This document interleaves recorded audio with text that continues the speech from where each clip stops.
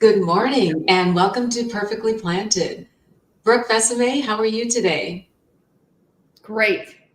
Doing great, Daphne. How are you? I'm doing great, thank you. So, welcome to everyone who is joining us today. You are tuning into Perfectly Planted, and we are so excited to have you here with us on this last Sunday of February. We are going to have a wonderful show. You're going to have an opportunity to get some live cooking. We're going to focus on providing you with some tips and tricks that you can use to be plant forward in your heart healthy plate. But meanwhile, I'd like to know a little bit about what these ladies have been up to since I haven't seen them since December. Daphne, that's right. It's been a while, hasn't it? And the last time we were here, we had Dr. Brooke Bussard on helping us cook at different types of Thanksgiving dinners or food that we would share with our families during the holiday season. So I'm so excited to learn more about what she's going to cook. But before we get any further, we are all wearing red. February is Heart Health Month. I do want to mention that heart disease is the #1 killer. But it is also extremely preventable with a change in our nutrition. So our goal today is really to empower you with recipes and ideas of what more you can do with a more plant-based or plant-forward diet and nutrition. And so we have the wonderful Dr. Bussard on our podcast today. Brooke, what are you cooking for us today? Today, so like you said, Besame, it is Heart Month. And I think it's really important to also point out when you say that, heart disease is the #1 cause of death and disability, it's also the #1 cause of those things for women. And a lot of women don't think about their heart health. They are protected a little bit longer because of estrogen. But I think it's really important. Women often get overlooked because their symptoms might be different than men. And so I just wanted to point that out because that is the case. So today I'm going to focus on some foods that are high in nitrates, foods that increase the bioavailability of nitrates, foods that have precursors to nitrates and nitric oxide, and foods that will increase the enzyme that creates nitric oxide. Now, why am I talking so much about nitric oxide? I'm talking about it because it is a very important component of our blood vessels, allowing them to dilate and relax when they need to, and it helps just the whole function of the cardiovascular system. So that's what I'm going to focus on today. That sounds wonderful. And what are you going to be making? So I'm going to make wild rice with greens, beets, some seeds, and a nice dressing that you can really use on anything. It's always nice to have an extra dressing recipe on hand for all of your plant-based dishes. And then as a special treat, we'll make a chocolate mousse because cocoa and cacao have nitrates in them as well. That sounds delicious. That does sound delicious. Well, let's get started. Brooke, how about you go first with your delicious dish? Excellent. Okay. So this is going to be so simple. I have already cooked the wild rice. So if you have not cooked wild rice before, it's pretty simple. Just 1 cup of wild rice, 6 cups of water on the stove for about 40 minutes. I do it with the lid off, and the rice just absorbs all of that water. And you want your rice to have a little bit of texture, not be too mushy at the end. And usually about 40 minutes will do it. So I'm going to grab this big glass bowl and get us started. So I actually cooked this yesterday, and then I just reheated it in the microwave for 1.5 minutes. And you guys probably eat a lot of wild rice, huh? Besame and Daphne? I love wild rice. I stick with the wild brown rice. My local grocer has that. Is that what you have, or you just have a traditional wild rice? I just have a traditional wild rice. Okay. But I think Any of them will work. Yeah. Yeah. Okay. So we've got our wild rice. We're going to add our greens next. So spinach, arugula, kale, bok choy, these leafy greens are really high in nitrates. And so the key is to chop them up really fine, because you don't want big leaves in this recipe. So it's more like an herb, you know, how you would chop up an herb, Brooke? Is that how you're? Absolutely. Yes. That's Okay, great. a great way to put it. Yeah. So you can just chop and chop and chop. You have spinach there, or which green are you using? So this is a mix of spinach and arugula, Okay. which are actually my two favorites. So I was so happy to find them in that container together. And it could be a combination, right? It could be I know that there's a 50-50 variation at my grocer. It could be just a spring mix. Is there anything in particular you would recommend to stay away from for these wild greens? I would stay away from the more, what I call lettuces. Okay. And steer more toward spinach, kale, arugula, things that have a little more flavor, in my opinion. Mm-hmm. Do you guys agree with that? Yes. I do. Okay. Now, probably a recipe where you couldn't use frozen, so fresh is going to be best. correct. Yeah, this one I wouldn't use frozen. Okay, so I did not specify any amounts for our ingredients because it's really how much you like. If you like a lot of greens, put more in. If people in your family are just really getting into greens, use a little less, So I'm just going to start with like a handful and a half, and I'll mix that into the rice. And Brooke, is this recipe found on your website? Not yet, but okay. I think I should put it there later today. Okay, great. No, I just want to make sure our viewers have a direction so that they could take a look, print it out. I always print out my recipes. I don't know why I could pull it up on my phone, but I always print it out. Yeah, no, I just made this recipe up a few days ago. Oh, nice. Okay. As Stephanie and I were talking about, what to focus on, I thought, nitrates. Well, let me just get a dish that's so nitrate rich that, we can showcase it. Awesome. Yeah. So then I bought my beets pre-cooked and I just diced them, nice and small. Again, like when you're making grain salads, I find it's nice if the ingredients are closer to the size of the grain so that it's not this tiny thing and then these bigger chunks. Mm-hmm. Yeah. Everything sort of fits together in size. So were those jarred, Brooke? So they were in one of those sealed plastic wraps in the veggie aisle. Got it. Yeah. So if you wanted to buy beets that were fresh out of the ground or you grew them in the summer, of course, you can just put them in the oven. Usually, depending on the size of the beet, I'm usually at 40 minutes to an hour 15, depending on the size of the beet, to get it cooked. And then you can just take parchment paper and use it to peel the outside of the beet off. Do you guys have any tips like that? Is that what you guys do? I don't. That's a new tip for me. So that's a great one. Yeah. It keeps your hand from getting terribly red, and it actually somehow the parchment paper grabs that skin and pulls it off easier than you can with your hand. Huh. Yeah, it's sort after of like it's been roasted. After it's been roasted, yeah. Okay, and cool. Yeah, and then you sort of just rub the beet with the parchment paper. Okay. And it peels that layer off. Yeah. Nice. That's I'm great. gonna try that. Okay, so I'm liking this ratio of beets and greens and rice so far. I'm going to add some pumpkin seeds. Now, pumpkin seeds, sunflower seeds, pecans, walnuts.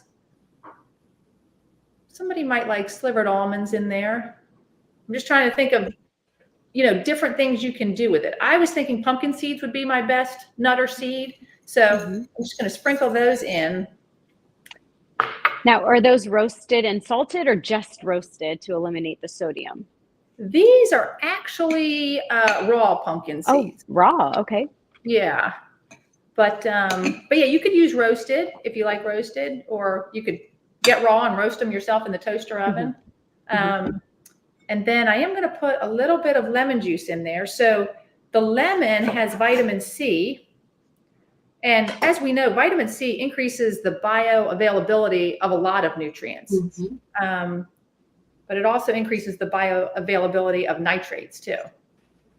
And I believe it increases the enzyme that converts arginine to nitric oxide. So again, everything we're putting in here, we're thinking about our blood vessels and we're thinking about those endothelial cells. So each blood vessel is lined with endothelial cells, just one layer thick. And then outside of that is the muscle that either contracts or relaxes. And those endothelial cells, if we treat them right and give them what they need, then they make nitric oxide, which allows blood vessels to relax. And of course, that'll keep your blood pressure lower, which blood pressure, of course, is, tied to heart disease, and it's the silent killer. So we really need to pay attention to our numbers. Okay, so now we are ready for our dressing. And the dressing, I thought I'd make the dressing with you because dressings are the key to plant-based eating. Do you guys agree? Yes. Yeah. Yeah. I mean, they're actually the key to all eating, right? If we think about all of the foods that people go for, they usually have something on them, whether it's a barbecue sauce or, a marinara, whatever it is.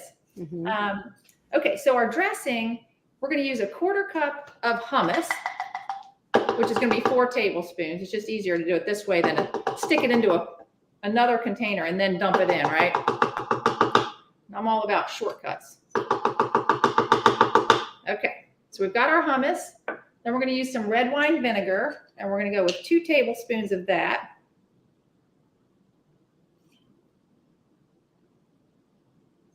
All right. Now we're going to add some minced garlic, which wasn't originally in this dressing recipe, but what am I going to say about garlic? Garlic is heart healthy. Heart healthy for sure. And flavorful too. So garlic can help lower blood pressure and cholesterol. It's an antioxidant. You cannot have there's no way you can have enough garlic in any dish. I'm so with you. Daphne. Okay, so let's see. So I don't forget. So we're going to sweeten it a little bit with a teaspoon of maple syrup. We are going to add just a little bit of Italian seasoning. I'm just going for a 1/4 teaspoon of that. And then a little bit of lemon juice, just a teaspoon of lemon juice. And that's all we need for this dressing. And this dressing sounds like it could be used for many other different types of, like a bowl or something else. Yeah, it's really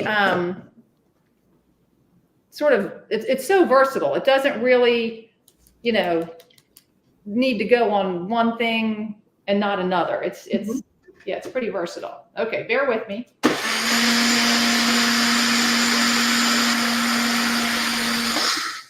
So you could have just whisked that with a fork, but I'm such a fan of this little Tri-Best blender that I use it for all my dressings.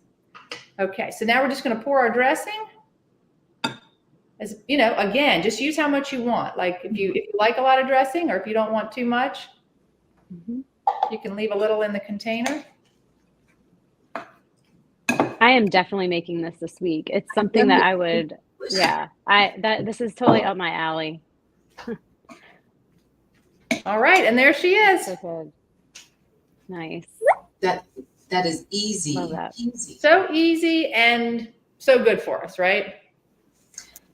And Brooke, going back to your comment about high blood pressure being the silent killer, so one thing I advocate for is for people to have a home blood pressure monitor, because you don't know it's great that you have your blood pressure measured when you go to the physician's office, but that's one point in time. And that episodic measurement, you don't know what's happening between visits. Right. So if you are able to purchase your own, is that something you encourage men and women? Absolutely. I find that those home blood pressure cuffs are so reliable. And often when people go to the doctor, as you know, they have white coat hypertension. Exactly. The blood pressure is elevated anyway, just from being in the doctor's office. And the recommendation is, oh, why don't you go home, check your blood pressure over the next few weeks. Do it when you're seated, when you've been seated for 5 minutes, which doesn't happen at the doctor's office usually. Do it with an empty bladder. Don't have your legs crossed. There's, certain things that, you want to tick through in your mind and make sure, okay, I'm getting the best reading possible. Yeah. I will say that for the blood pressure cuffs that are around the wrist, I have read that they are less reliable. So I would make sure that you get one that goes around your upper arm, and that should, be all you need. Awesome. Okay, so do you want to go next, Besame, or do you want me to keep going, or? Sure, I could go next, and keep it, and then save maybe your mousse recipe for last, being a dessert. Perfect. So each one of us, we didn't mention this earlier, but each one of us is cooking a dish. I will be cooking a family food that I have made for some time now, and my mom has passed the recipe on to me. So it's called fasulia. It is a white bean dish that's sauteed in diced tomatoes, onions. We add some carrots too. So we'll get started. And I will mention that, white beans are so important, especially the ones I'm using today, which are navy beans. And primarily they have, I was just in a conversation last night where somebody was asking me where I get all my protein. Well, this is one source. So white beans, just 1 cup of white beans, particularly navy beans, gives you 17 grams of protein. And you're going to eat more than 1 cup, most likely, if you're having a meal. So I just want to stress that. Also, antioxidant power right here. White beans are high in that polyphenol antioxidants, which combat antioxidative stress in your body. It's definitely going to protect across all chronic illnesses, heart disease, certain cancers as well. Our focus primarily now is heart health. So it is nutrient dense in there. So that's why I focus on this. So what I'm doing now is I did put a little bit of olive oil in my pot. If you are oil free, you may use any type of veggie broth or water, which is fine. But sticking to my Mediterranean roots, we're doing the olive oil, but not too much, about 1 to 2 tablespoons at most.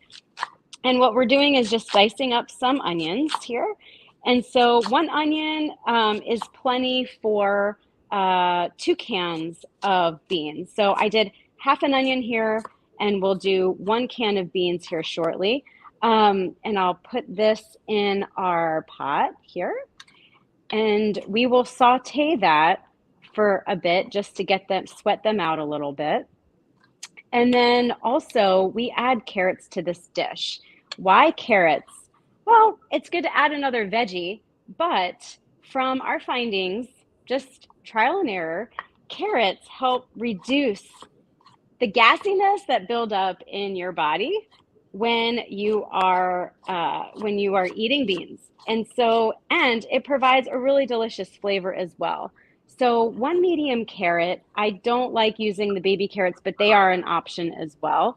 Just dice those up or cut them up in any size that you want. There's really no rules to this recipe.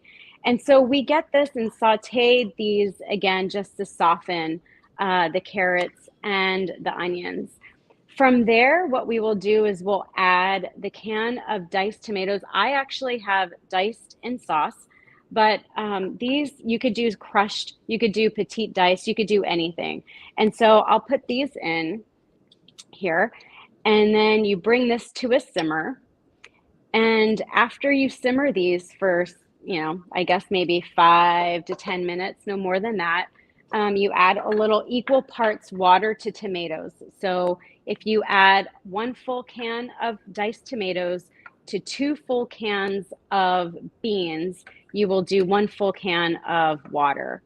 So just want to make sure that you all got that. So I'm just doing a half a recipe because I'll show you that I already made one earlier last night.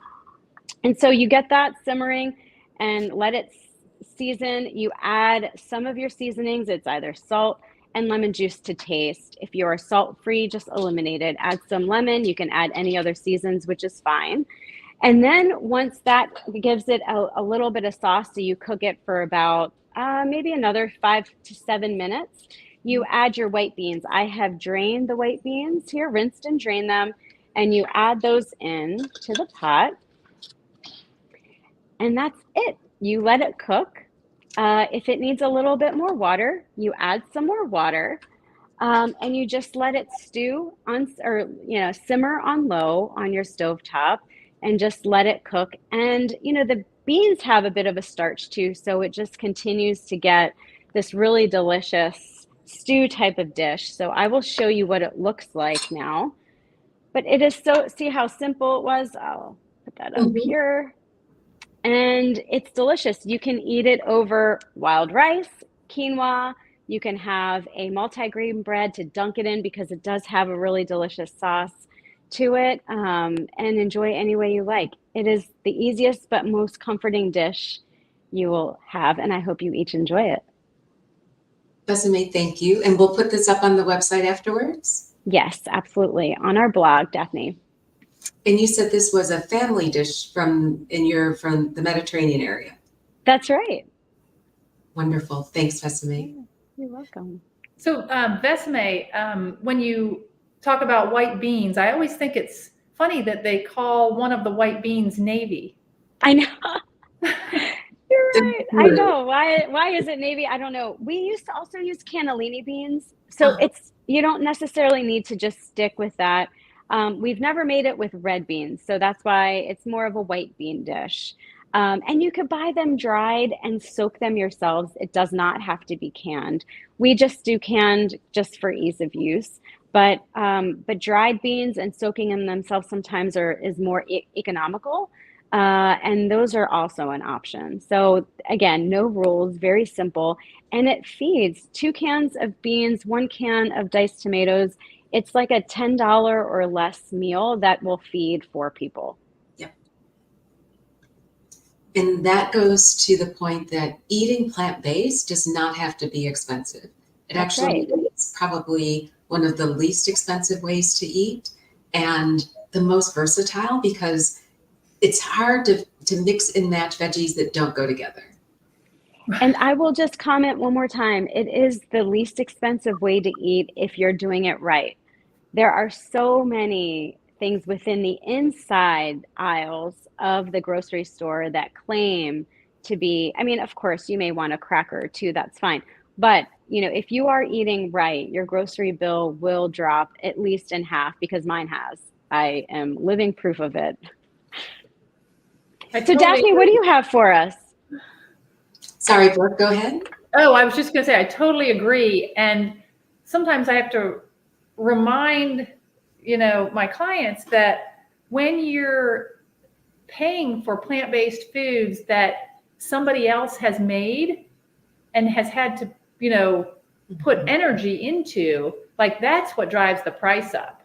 Mm-hmm. If you're starting with ingredients that came, from the earth, like we are cooking with today, that's how you keep your grocery bill in check. That's right. Absolutely.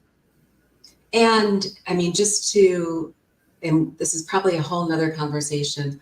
A lot of the products in the middle of the grocery store are more highly processed, even if they're plant-based. So one of the things that we know is associated with an increased risk of cardiovascular disease can be those highly processed foods, which may result in more systemic inflammation.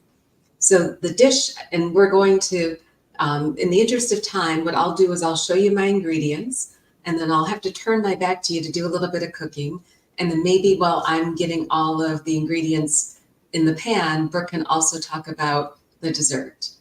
But Okay. I chose a curry-based dish that has a lot of onions, and it also has garlic and ginger. All of these have positive properties in terms of reducing blood pressure. The gingerol may have some net positive effects on reducing blood pressure.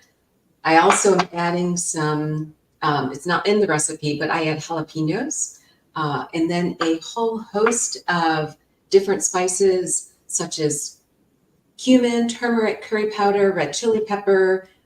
Most of these are also anti-inflammatory. So one of the root causes of a lot of chronic disease is inflammation.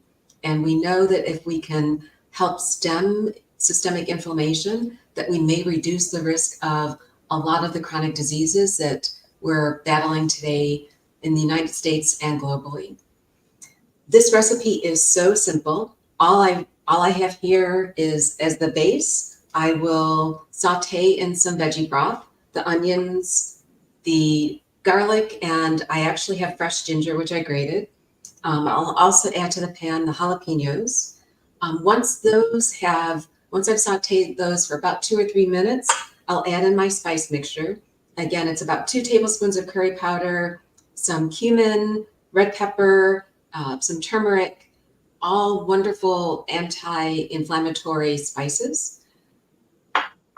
After I've been able to release some of the flavors from the spices, I will then add in 2 cups of red lentils. So I have the red lentils, which I have washed, and they're ready to go into the pan. And so when you're talking about where you're getting your protein, it's from the lentils and also 2 cups of chickpeas. Chickpeas are one of my favorite sources of protein. I can probably eat them every day. And I'll add in those along with 15 ounces of crushed Roma tomatoes. So I'm going to go ahead and start putting these on the pan. And Brooke, if you want to start talking about the highlight with the chocolate dessert, that would be great. Okay. All right. Thanks, Daphne. Yeah, yours sounds great. I can't wait to see it. Yeah, I love curry and all those spices that you've named, Daphne. Turmeric, for one, is one of my favorites and most health beneficial. So I'm really excited to see that end result and try your recipe. But let's go talk about chocolate. Okay, here we go. That's probably my most favorite food. Okay, actually mine too, Besame. So let me grab my silken tofu here. Okay, so Brooke, can you explain a little bit about the different types of tofu? Sure. Yes. Okay. So when you're doing a dessert, something creamy, and you want to use tofu, you're going to use silken tofu. The first time I ever made mousse, I used firm tofu, and it was terrible. And so I learned, by my own mistake. But hopefully, you can learn from my mistake too, and not have to waste the pack of tofu. So the silken tofu, I'm going to open it so you can see how different the texture is. Firm and extra firm tofu is great for marinating and then cutting into either slices or cubes and roasting or baking for, your main dishes. Great for Asian stir fries. Sometimes I make tofu burgers just by slicing the firm tofu. So it has a very different texture than what you're going to see here. So I don't know. Can you guys see that? Yes. Yes. So it's just going to come out of here super simple. You would not be able to do this with firm tofu. You would not be able just to move it around with your spatula like this. You'd need to cut it with a knife. Now, you don't need like a serrated knife, but it's way firmer. Yeah, I use extra firm tofu. I actually just crumble it up. I dice it, I crumble it, and that's actually my ground meat through my seasoning. So so that's my replacement for ground meat. That's so inexpensive it's maybe $2 for a block of the extra firm tofu. I was just at Costco, and a whole box of 10 was roughly $12. So I'm glad you're showing me the difference, because I would have used the extra firm tofu thinking it's silky tofu. Gotcha. Okay, good. I'm so glad we had that conversation that Daphne Yes, called. thank you. Yes. But I love that idea of using the firm tofu as the like ground beef substitute. I've been using it in tofu scrambles, but I didn't think I could use it in a marinara sauce, Mhm. you know, as another texture. Yes. So I love that. Okay, so this recipe is going to be so simple. And again, you can make it depending on what level of sweetness your taste buds are registering at this point in your life. 15 years ago, I was putting, I don't know, 4 packs of Splenda at the bottom of my coffee. I was off the charts on like sugar. And I had one of my clients who came over, and I was doing mostly personal training. And she was like, "Brooke, your coffee smells so sweet." And I was like, "What?" And I realized, I was like, "Oh my gosh, like, I think I've got a problem here." So anyway, I tell you that because with this recipe, I'm going to give you a lot of different options for how to sweeten the base, which is this silken tofu. But first, we're going to put our cocoa powder. So you can use cocoa or cacao. Cacao is the raw cocoa bean, and then once it's roasted and ground, you get cocoa. I like this Hershey's Special Dark just because it makes the product, the final product, this dark brown color, which I think is really appealing. Okay, so I've got just 1 tablespoon of cocoa powder. I've got my silken tofu, and then I'm going to add a banana and some applesauce to sweeten. Oh, yum. Okay. When I first made this recipe, you'll find it on Quick Cooks, which is the app I created that you can get to through my website free of charge. And it's under desserts as berries and cream. So it doesn't have the cocoa in it. But so it's silken tofu with agave to sweeten it. And then once my taste buds have adjusted, as they have, I'm using more natural fruit, whole fruit, rather than like maple syrup or agave to sweeten. Mm-hmm. But honestly, just wherever you are, you know, make it the way that you like it, because it'll still be way better than most other options. And, you know, work toward, you know, a little less of that, a little more of the whole fruit. And eventually you'll get there. I'll tell you, because I did. Other things you can add, you can have canned pears, frozen mango. Sometimes I put dates in here, or green grapes. So anything that's going to keep the color, well, this one, we've got cocoa powder, so the color, it's going to be dark regardless. But so let me blend this up and show you what it looks like. So I've got my Vitamix over here. Brooke, it's all ingredients all in that Vitamix that you're going to blend up now? Yes. Okay. So what I have in here is the silken tofu, cocoa powder, 1 banana, and 2 tablespoons of applesauce. This sounds like it could even make a nice filling for a pie. Yes. Well, that's what I was thinking. I eat it for breakfast, lunch, or dinner too. I mean, no rules, right? It really can be, you can eat it at any time. I just have it in the dessert section because a lot of people would think of it as dessert.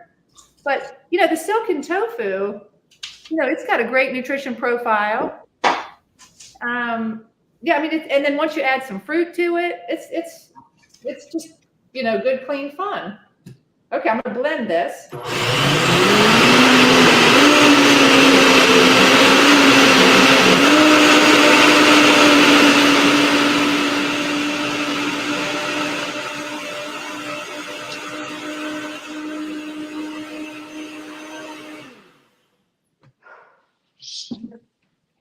You know, the silken tofu is so, you know, one thing that's lovely about it is because it doesn't have any flavor of its own, it will absorb the flavor of just about anything you mix it with. So if it's chocolate, you could use berries. It's a great vehicle for having a creamy, textured type of pudding, dessert, pie filling that is so versatile. And I don't think people leverage it enough. I totally agree. So let me show you what the consistency is. So one reason why I like using a banana, and you don't want it to be too ripe because then it will overtake the flavor of the chocolate. But bananas, they give things that texture that's a little creamier and frothier than it would be if I didn't have it in here. So let me pour this and show you guys the texture. Oh, yeah. That looks really good. Yeah, it's delicious. If you like it even creamier, you can add some avocado. Okay. Yeah, even just a quarter of an avocado would make a huge difference, like in making it even creamier. Right. So then at this time of the year, I don't buy fresh berries because A, they're really expensive, and B, they never really taste good. They're just a huge disappointment. So I love buying frozen berries. And so I just got these strawberries out a few hours ago and put them in a bowl, set them on the counter, and they're all thawed. And the texture isn't the same, but the flavor is there, and they're just delicious. So later I will pour this over those berries and, have a nice little snack. And that sounds delicious. And it took all of 5 minutes? Only because we were talking so much. Yeah. Probably just takes a couple minutes. I could have done that in 60 seconds. I'd rather do it with you, but yeah, people can make this really fast. I'm wondering if you could also blend up your frozen strawberries and make it more of like a pudding with a little bit of strawberry coulis on the inside. That sounds delicious to me too. Yeah. That sounds like I'm getting hungry now. So I will be making that. I feel like we're all making things that are very helpful to show people that you don't necessarily need a lot of ingredients, or it doesn't need to be complicated. Right. But we can have just beautiful, delicious, health promoting, heart promoting foods, pretty easily. So eating plant-based is one of the best things you can do for your heart. I think we've all been able to show, and I wish you could smell how it smells in my kitchen with all of the spices, but each of these dishes, and I'm meal prepping for the week, so my curry will actually give me 4 or 5 meals. So it's something that you can either prepare quickly if you're coming home at night and you're getting ready to prepare a meal for the family, or you can use it as your weekend preparation so that you're set up for success for the week ahead. Absolutely. Brooke, one thing that my clients frequently ask me is that I can't find silken tofu. Where in the grocery store do you find it? The packet that I showed you is Nasoya. Mm-hmm. It is in the refrigerated section. Okay. Sometimes you can find, if I'm traveling and I can't find silken tofu in a refrigerated section, there is a shelf-stable version, and I can't, it's like a nori mu maybe. It's a short name that's hyphenated.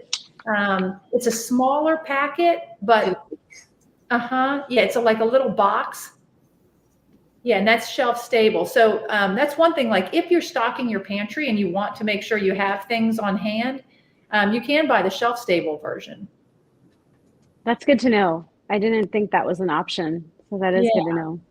And with firm and extra firm tofu, I think I have done it with silken, but a lot of people actually prefer to freeze their firm and extra firm tofu because they like the texture better once they've frozen it and thawed it and then cooked it. When I purchased mine, I threw it right in the freezer, package and all. And okay. It does, and I don't know the physics behind how the freezing and the ice crystals change the texture, but it does make it a little bit more texturized, if that makes sense. Yeah, I did not know that. It opens up these little, almost like little air pockets. Yeah. Yeah, I feel like we're in lessons in chemistry. Did you guys read that book? No. No, but it is. There's a lot of chemistry tied to that. I did not know that you could freeze the tofu and then thaw it out and it would take on a different texture. I thought if anything, it would fall apart a little easier because there's a breakdown when you freeze anything. Sometimes there's a breakdown process through the Right. freezing process. So yeah, that's interesting. It's a little more, I don't want using the word meaty, but it's a little more meaty after Okay. you freeze it and defrost and thaw Thought. Oh, even better ground beef, it. Totally. Yeah. right? And I think Ground meat substitute. the word meat, Daphne, is not, it did not originate with the flesh of an animal. So, like coconut meat, Exactly. I think we can still use the word meat and not feel awkward. Yeah. Well, that is a wonderful tip, and it's something that a lot of people aren't initially aware of, is they're adding tofu to their nutrition. Yeah, and I think it's also great because so much food ends up in the landfill.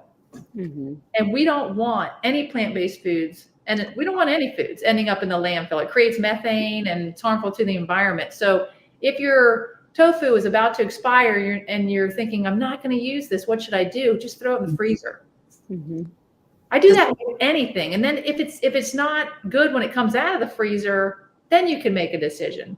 But at least give it a chance to go to the freezer and see what can happen.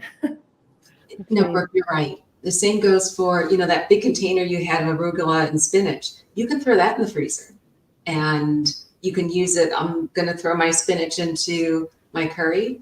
If you need fresh spinach for a dish like your wild rice, use it, but rather than waste it, throw what remains in the freezer, and you can always use it in a super stew.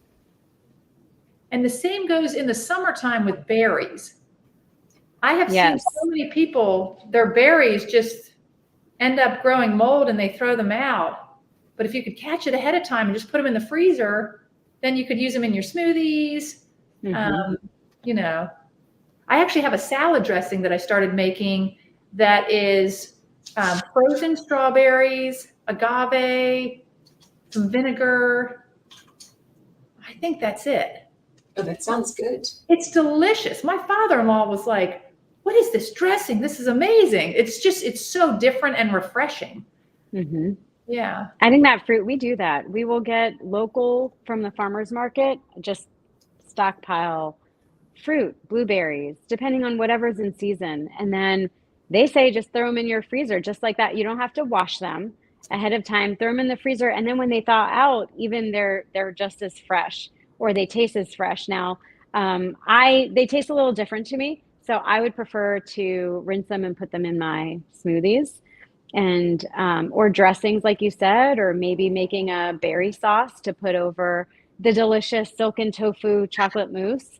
So yeah, there's so many ways. I feel as though the plant-based diverting and emerging into a more plant-forward and plant-based diet has opened up so many recipes and ideas and new things. And though I did grow up more plant-based, with dishes like I cook today, it's also, as our culture sort of shifted with feeling as though we needed animal product with every meal, it's like, let's go back to our roots, and specifically very similar to how the blue zones eat, where, okay, they may eat some animal product, but it's more of a celebratory once in every few months type of situation.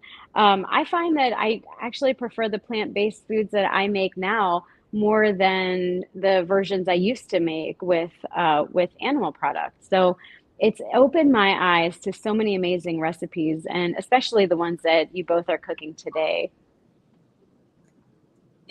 And Besame, I know we've had these conversations, Brooke has shared on prior episodes, and we've had Abena on, but adopting a plant-based diet can have so many positive cardiovascular health effects. It can help to lower your blood pressure.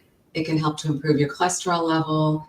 It can reduce inflammation, which is good for heart health and reducing the risk of many other chronic diseases. Eating plant-based can also help with managing your metabolic health, which we haven't touched on today, but the risk of type 2 diabetes also has a negative impact on your heart health. So by improving your blood sugar control with a plant-based diet, you can also potentially reduce your risk of type 2 diabetes, which can, synergize with your risk of cardiovascular disease. And together, all of these also promote healthy weight management, which I know is something underlying a lot of what may initially motivate people to think about being plant-based or vegan. But once you actually experience the health benefits and understand the positive things you're doing for the environment and for the animals, it makes it even easy to stay on that path. Absolutely. I totally agree, Daphne. Thank you. Ladies, I want to respect your time. We could cook for days. And Brooke, thank you so much. You've provided 2 really easy, simple dishes that are heart healthy. Before we wrap up, I did want to get your thoughts on the relationship between vasodilation, nitric oxide, and also athletes, because those beets are all of the things that you had in your dishes that improve endothelial function and stimulate vasodilation. They're also good for people that are very interested, young or old, in their athletic performance. Absolutely. I think if you just look around at the supplement aisle, you'll see beetroot powders and supplements that are based around beets, because beets are known to be so good at vasodilating. And so really it's like with any product, one thing gets pulled out and sort of made the superfood of that category, but there's so many things that help us with vasodilation that have some impact on nitric oxide, whether it's supplying nitrates in the first place, or creating the enzymes that make the nitric oxide, or increasing the bioavailability like we saw with our lemon, any citrus fruit. So yeah, I think in the world of sports performance, they do think about, okay, how can we increase blood flow, right? How can we get more blood to the muscles, which then of course carries oxygen, carries nutrients. So not only does it help you during the actual event, but it helps you with repair and recovery after a hard training session, after the actual event. So it really does tie in well with sports as well as everyday life. Because I think of all of us as athletes, whether or not we are on TV or, on the cereal box, but every human body deserves to be treated like an athlete. Amen. And that is a good place to wrap it up for today. So thank you both for a wonderful session. I look forward to having us back together again soon for another live cooking demonstration on Perfectly Planted. Brooke, you said that the recipes will be up on your website. Can you just, again, tell everyone where that will be? Absolutely. So at plantsoveranimals.com, there's a section called recipes. And then once you go in there, you can choose, the category, and I'll put the wild rice under the dinner entrees, and I'll put the chocolate mousse under the dessert section. I can't wait to try them. Me too. Thank you so much, Brooke. Yeah, thank you guys. It's always fun being with you. And thank you all who are listening or watching us today. We hope that you're walking away with some new seeds of knowledge and ideas to cultivate and the inspiration to keep growing on your own healthcare journey. We value your time. Please, if you have any questions or comments or other things you'd like to see Perfectly Planted, we welcome your input. But until next time, be well, and we look forward to seeing you on another episode. Take care.